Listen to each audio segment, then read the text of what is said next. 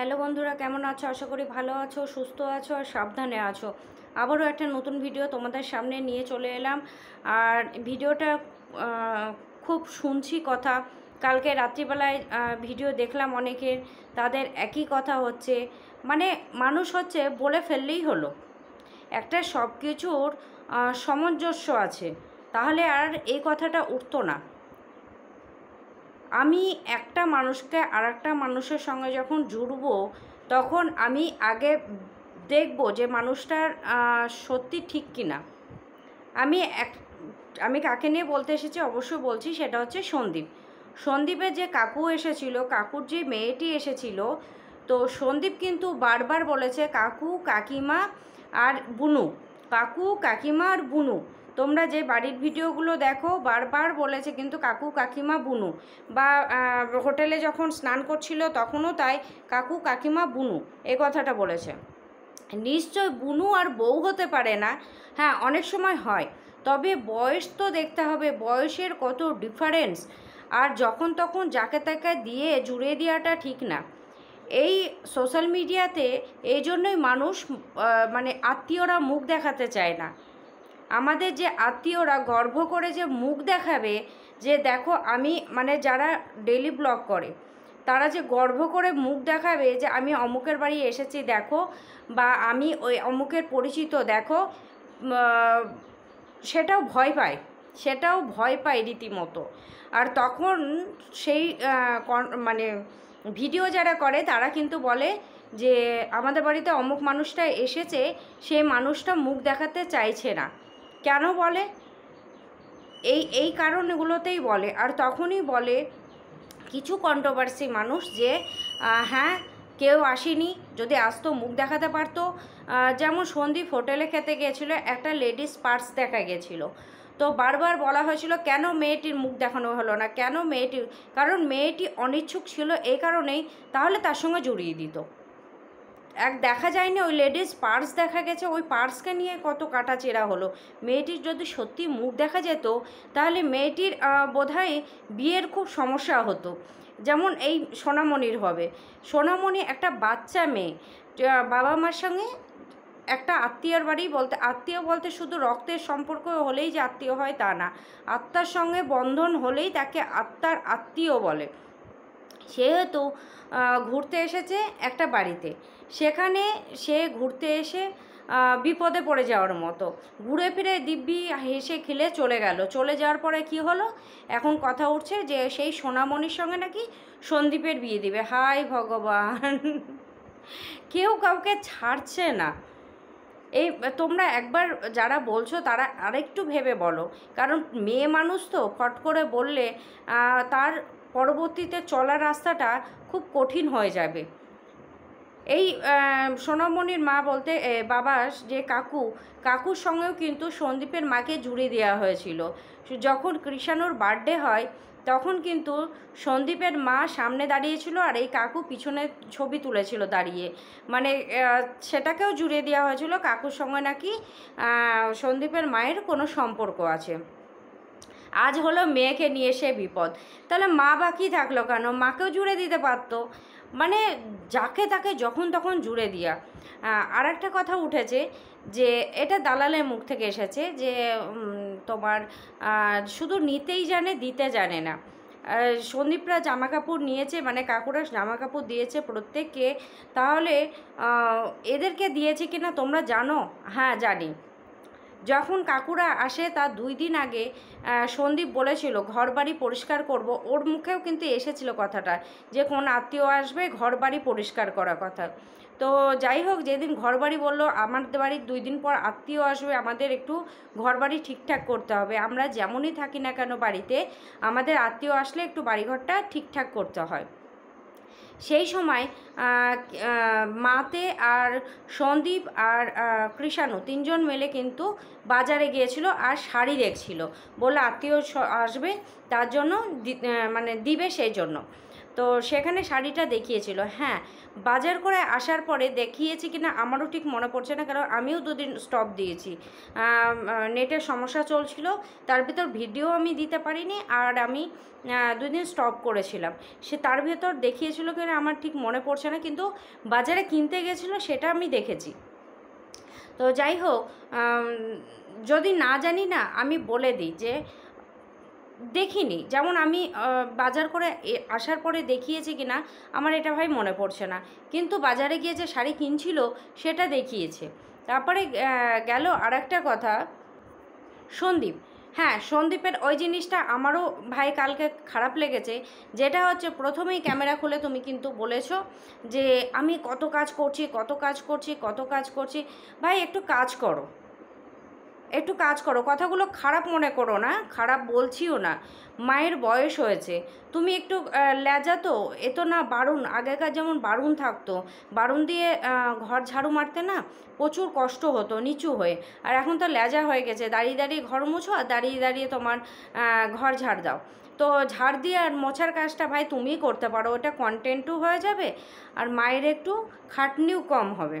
তুমি কালকে এসে তুমি বললে যে 2 লট জামা কাপড় কাচা হয়েছে, মা বললো না 3 লট, 1 লট ছাদে মেলে আসা হয়েছে, 2nd লট ধোয়া হয়ে গেছে, 3rd লট দিয়েছি। তার মানে তুমি সেটাও জানো না। তো এইগুলো, এই যে ওয়াশিং মেশিনে যেমন কাপড় ধোয়াটা, মেলাটাও তুমি ভালো পারো, তারপরে ঘর ঝাড়ু মারা, পোছা মারা কাজ আমি কিন্তু ভাগ দেখি না যে ছেলে মেয়ে। আমি আমার বড় যদি বসে থাকে আমিও বলি যে আমি যদি কোনো কাজে ব্যস্ত থাকি বা কোনো গেস্ট আসবে আজকে, সেই দিনটা দেখবে একটু খিচিবিচি থাকে, বা কোথাও তোকে এলাম সেদিনটা একটু খিচিবিচি থাকে। সবাই মিলে যদি করি না একটু রেস্ট হয়। আমরা যখন গ্রামে যাই এসে ঘর বন্ধ থাকে যেহেতু, মানে চোখে দেখতে পাই না এরকম অবস্থা হয়। তো একজন হয়তো ঘর ঝাড় দিল, একজন হয়তো বিছনার চাদরগুলো চেঞ্জ করলাম, কি বালিশের কভার চেঞ্জ করলাম, মানে তবু তো তোমার মা কাচাকুচি করছে। আরে যেহেতু আমার হাতে কাচা, আমার একটা দিন সময় নিই, আমি সব তুলে পেরে রেখে দিই, রাখার পরে আমি সেই দিনটা রান্না বান্না করে মানে বাসন কোসনও ধুতে হয়, সেহেতু সব কিছু ধুয়ে পাকলে কোনো মতে ডাল ভাত করে, হয়তো আলু সিদ্ধ ডাল সিদ্ধ বলো, ডাল ভাত বলো, বা ডিমের অমলেট ডাল বলো করে খেয়ে সেদিনকার মতো চালিয়ে দিই, পরের দিন থেকে আবার কাজে হাত দিই। তবে তোমার মার আমি বারবার বলছি, তোমার মার সত্যি ধন্য, তোমার মা সত্যি ধন্য। এই বয়সেও সেই এসে সেই উপর থেকে নিচ পর্যন্ত পরিষ্কার করা, মোছা, তারপরে জামা কাপড়গুলো ওই রোদরে দিয়ে আসা, কাচা ধোয়া, একটা সত্যি। তারপরে হচ্ছে রান্না, তারপরে রান্না করা, বাচ্চাটাকে খাইয়ে দেওয়া, স্নান করানো, সত্যি ধন্য তোমার মা। এই বয়সে যে করছে, আমরা বোধহয় মানে যে বয়সটা চলছে সেটাতেই হাঁপিয়ে যাই। তো সেখান থেকে তুমি একটু করো, কারণ এই করছি অনেক কাজ অনেক কাজ অনেক কাজ বলো, কাজ কিন্তু তুমি দেখাও না, বলার সুযোগটা কিন্তু তুমিই করে দিচ্ছ। প্রথমে হ্যালো গাইজ, আমি খুব ব্যস্ত, আমি খুব কাজ করছি, আমি এই করছি, আমি ওই করছি, কিন্তু তুমি কিছুই করো না। তারপরে তুমি কি বললে যে ওই দাদারা ওয়াইফাই টাইপের যে কি জিওর যে নেটের ওইটা লাগাতে এসেছে, তো বলে লাগাতে এসেছে, আমি একটু গিয়ে দেখি কাজকাম দেখি, কাজকাম করি, তাই বললে। তো এসে তো সোফাতেই বসলে, আর আমিও ভাবছিলাম যে ওরা লাগাতে এসেছে, ওরা লাগাবে, তো তুমি বলছো যে মানে একটু দেখি। এইগুলো কথাগুলো একটু ঠিক করে বলো। আমি জানি তুমি মারপ্যাচ বোঝো না কথার, কিন্তু এই সোশ্যাল মিডিয়াতে এসে কথা ঠিকভাবে বলতে হবে, না হলে কিন্তু মানুষ ছেঁকে ধরবে। কারণ সোশ্যাল মিডিয়াটা হচ্ছে 10-এর জিনিস, এবার 10-এর 10টা মত হবে, আর 10টা মতের সঙ্গে তোমাকে মিলতে গেলে কথা ঠিকঠাক করে বলতে হবে। এই কাজ করছি বা এই কত কাজ করলাম, বা যখন যেটা বলবে সেটা দেখানোর চেষ্টা করবে। আর দ্বিতীয়, দেখানোর জন্য বলেও না, মায়ের হেল্পের জন্য বলছি, তুমি একটু ঘর ঝাড়ু আর মোছাটা একটু তোমার কন্টেন্ট হবে, আর দ্বিতীয়ত তোমার কাজটাও হবে। একটু এই কটা করো, কারণ আন্টিটাকে দেখে না খুব কষ্ট লাগে গো, কারণ আমরা মেয়ে মানুষ তো, আমরা বুঝি কাজের মর্মটা, আমরা অন্তত বুঝি। তো সেখানে গেল। এবার চলে যায় টিনের কাছে, ধবলার কাছে। তো তোমার টিন কি করছে, খাটটা নিয়ে এসেছে। হ্যাঁ, খাটটা নিয়ে এসেছে, এখানে কিছু মানুষ খাটের কথা বলেছে, আর কিছু মানুষ সে অযোধ্যা থেকে যে নজরকাঠি নাকি বলছে ওইটা নিয়ে এসেছে, ওই যে দরজা লাগানো ওইটা নিয়ে এসেছে, ওইটা নিয়ে কিছু কথা বলছে। তো আমি যখন দেখছিলাম তখন ভাবছিলাম সেই একটা কথা আছে না, ভূত আমার পুত পেতনি আমার ঝি রাম লক্ষ্মণ কাছে আছে করবি আমার কি, সেই রকম ওর যদি কোনো বিপদ আসে না বলবে এই আমার দুটো স্বামীর জিনিস আছে ঘরে, আমি দুটো স্বামীর মানে বউ, আমার কি করবি তুই, আমি একটা হাঁক মারবো দুটো আমার দাঁড়িয়ে যাবে দুই পাশে, সেই রকম ব্যাপার। তুমি খাটিও নিয়েছো, আবার এদিকে অযোধ্যা স্মৃতি নিয়েও ঘরে আছো, বিশাল ব্যাপার বিশাল ব্যাপার। একটাতে আমরা পারি না গো, হিমশিম খেয়ে যাচ্ছি, আবার আর একটা তো যাই হোক, দেখেও হাসি পায়। অযোধ্যা স্মৃতিও ফেলতে পারছে না ও, মানে কাউকেই ফেলতে পারছে না, না পাচ্ছে একে ফেলতে, না পাচ্ছে ওকে ফেলতে, ওকে একবার ঠিক লাগছে একে একবার ঠিক লাগছে। তো ও কী করবে বেচারি, বেচারি আসলে বুঝেই উঠতে পারছে না যে কোনটা ঠিক, কোনটা কাছে থাকলে আমার লাভ। এই সন্দীপের কাছে যখন ছিল তখন বলে ধুর এটা একঘেয়ে হয়ে গেছে, এটা কিছু পারে না, ওই যে পারে নাই বলেছে, এটা কিছু পারে না, এটা কি বসে থাকে, এটা ই করে ও করে, যাই হোক এটার সঙ্গে চলে এসেছে। এবার এটা এসে দেখছে ও বাবা এটাও তো ফলস, ফাঁপা, উপর দেখতে ভালো ভেতর তো পুরো ফাঁপা, কিছুই নেই, দূর একেও ছেড়ে দেবো, এবার ওকেও ডিভোর্স দেবো না, এই হয়ে গেছে ব্যাপার। না পাচ্ছে এ কুল করতে, না পাচ্ছে ও কুল করতে, ফোঁস করে মাঝখানে ডুবে যাবে, আর কিছুই না। তো সেখানে গেল। তারপরে এক সময় তোমার টিন বলেছিল সন্দীপকে যে কিছু করে না, কিছু করে না, কিছু করে না। আজ দেখো দাদাকে বিয়ে দিয়ে নিয়ে এসেছে, দাদা কি করে বলো তো, দাদা কি করে? আজ তো তার বউ ছেড়ে যাওয়ার কথা, ভাড়া পেলে তবে ঘর থেকে ডেকে নিয়ে গেলে তবে সে ভাড়া খাটে, সে লাইনে দাঁড়াতে লজ্জা পায়, বা লাইনে দাঁড়াতে তার খুব কষ্ট হয় গরমে, এইরকমই একটা ব্যাপার। তবু তো সন্দীপ কিছু না হলেও চলে যাবে, কিন্তু এই দাদার কিভাবে চলবে? এই বাবা এই বয়সেও কিন্তু ডিউটি করছে, বাবা এই বয়সে কিন্তু বাদাম বিক্রি করছে, ঘুগনির দোকান দিচ্ছে, বাবা কিন্তু এই বয়সে পিছু পা হতে হয় না। কিন্তু এই আদ্দামরা বলতে, এই কথাগুলো বলা খারাপ আমি জানি, কিন্তু মানে দেখলে অসহ্য লাগে। একটা বেটা ছেলে মানুষ যে কর্মঠ হবে এই বয়সে, এই বয়সটা হচ্ছে কামানোর বয়স, যার কাছে মানে ভগবানকে পয়সা দিবে, সেই তোমার ওইটা কী ছিল, রথ ছিল, রথে দড়ি টানা পড়ে যে পয়সা দিবে, সেই পয়সা তার কাছে নেই, সে বোনের পার্স থেকে বের করে পয়সা দিচ্ছে। আর কালকে চা খেতে গিয়ে চা খাওয়ার পরে যে চা খাওয়ার পরে যে পয়সা বাঁচলো, বা চা ফ্লাক্সে নিল, তারপরে যে পয়সা বাঁচলো সেই পয়সাটাও কিন্তু বোনের হাতে তুলে দিচ্ছে, মানে বোন দিয়েছিল বোনের কাছে, মানে চা খেয়ে যেটা বেঁচেছে সেটা বোনের হাতে দিচ্ছে। তার মানে বুঝতে পারছো এর জীবনটা কেমন? তাহলে এর বউ আছে কি করে? যার যে বলে যে আমার বর কিছু করে না, আমার বর ঘরে বসে থাকে, আমার বর কুড়ে, আমার বর খায় আর উল্লু হয়ে চুল্লু হয়ে পড়ে থাকে, এর জীবনেই সব ঘটনাগুলো পড়ে আছে। দেখো মিলিয়ে দিচ্ছে ভগবান সব কিছু, যে দেখ তোর ঘরেই এক কুড়ে বসে আছে, তোর বাবা নাহলে তুই চালাচ্ছিস, তার আবার বিয়ে করে বউ নিয়ে এসেছে, আজ না হোক কাল সন্তান হবে, যে এক কাপ চা ধরো কিনে মাকে বোনকে খাওয়াবে সেটা পারছে না, তাহলে বাচ্চার যে একটা খরচ আছে, এই যে বাচ্চা এখন প্যাম্পাস পড়বে, বাচ্চা সেরিল্যাক্স, তারপরে তোমার ওষুধপাতি, বাচ্চা মানুষ করা না, সেইগুলো আসবে, তাহলে কি করে চলবে? সন্দীপ তো এগুলো কিছুই বুঝতে দেয়নি, ও কিন্তু কোনো সময় বলেনি যে আমার খাওয়া পড়ার অভাব ছিল। হ্যাঁ খাওয়ার অভাব ছিল, ওর হচ্ছে এগুলো বদনাম দিতে হবে তাই বদনাম দিয়ে বেরিয়ে গেছে, কিন্তু সত্যি কি ওর খাওয়া পড়ার অভাব ছিল? ওর সুখ স্বাচ্ছন্দ্যের সত্যি কি অভাব ছিল? তোমরা একটু ভেবে দেখো তো। হ্যাঁ কেউ কেউ আবার বলে যে হ্যাঁ সুখ স্বাচ্ছন্দ্যই কি সব কিছু?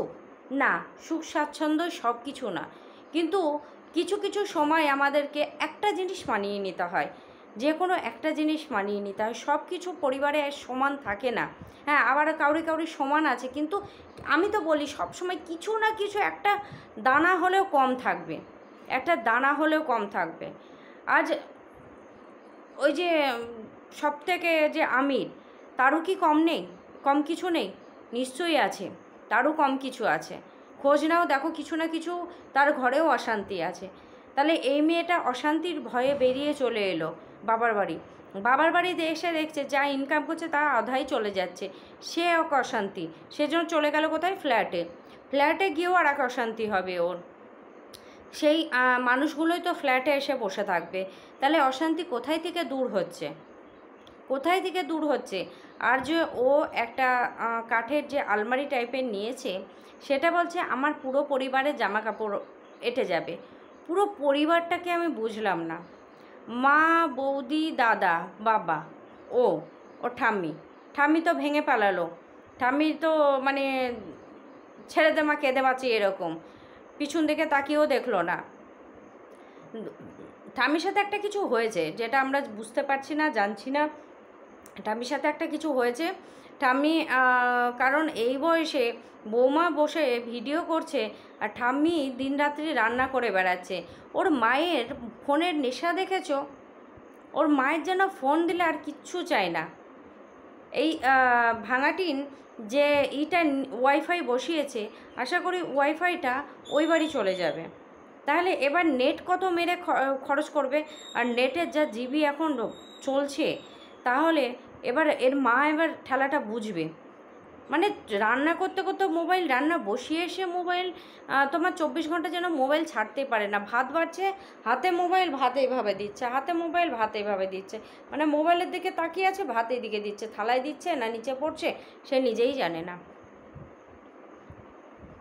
এই হচ্ছে মায়ের কীর্তন। তো মেয়ের কীর্তন কী হবে? মায়ের ব্যাকগ্রাউন্ড যদি দেখো তাহলে বুঝতে পারবে মেয়ের ব্যাকগ্রাউন্ড। হ্যাঁ, আর একটা কথা, কালকে তোমার দালাল একটা কথা বলেছে। দালাল কিছু না হলে এক এক সময় বোঝে, আবার বুঝেও যেন অবুঝ হয়ে যায়। মানে আমিও ভাবি যে দালাল কি একটু মেন্টালি খটোমটো হয়ে যাচ্ছে?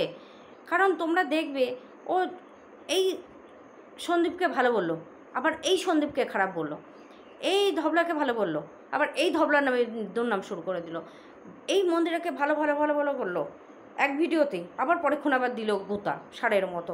মানে ঠিক বুঝতে পারি না যে ওর নেচারটা কেমন যেন হয়ে যাচ্ছে আস্তে আস্তে। ও মেন্টালি একটু খটোমটো হয়ে যাচ্ছে মেন্টালি খটোমটো। তো যাই হোক, কেননা কালকে একটা কথা বললো, ওইটা কিন্তু বেশ ভালো লেগেছে।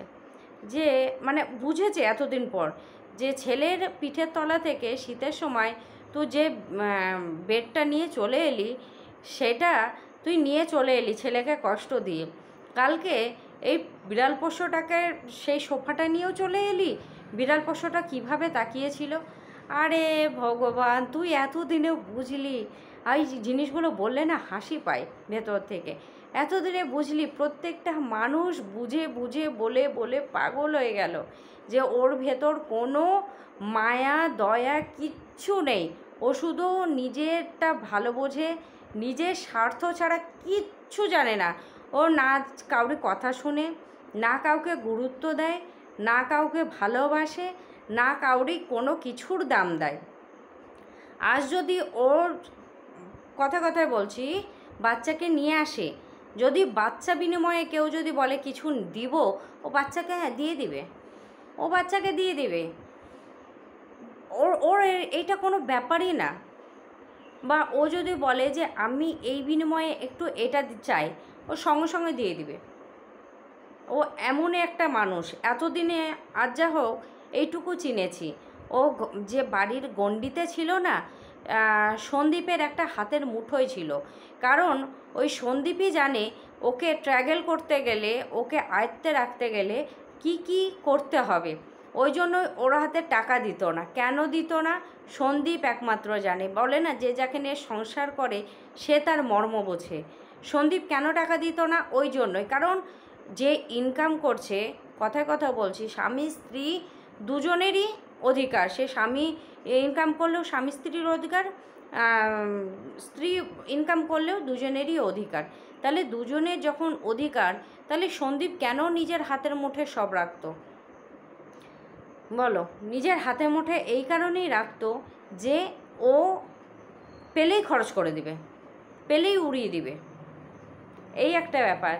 দুটো হচ্ছে যে ওকে একমাত্র সন্দীপই হ্যান্ডেল করতে পেরেছে। না পারলো মা বাবা, না পারলো ফোকলা, আর আগামী দিনে দেখা যাক কোথায় যায়, কোথায় জল গড়ায়। জীবনটা এত সোজা না। আজকে সকালে উঠেও এই গল্প হচ্ছিল, জীবনটা এত সোজা না, জীবনটা খুব কঠিন। হয়তো ভাবছে যে এই আমার হাতে টাকা, আমার হাতে জগৎ, এটা হতেই পারে না। আর যেখানে যাবে কিছু না কিছু প্রবলেম থাকবেই। এবার মানাতে শিখবে, এবার মানাতে জানবে, কারণ এবার তো ফেরার রাস্তা নেই, এবার শুধু এগিয়ে যাওয়ার রাস্তা। তো দেখা যাক কী হয়। তো চলো বন্ধুরা, ভিডিওটা এইটুকুই রাখলাম। আশা করি ভালো লেগেছে। ভালো লাগলে অবশ্যই একটা লাইক করো আর একটা কমেন্ট করো, তাহলে তো বুঝবো যে না চলো ভিডিওটা তোমরা দেখলে বা কমেন্ট করলে। চলো টাটা।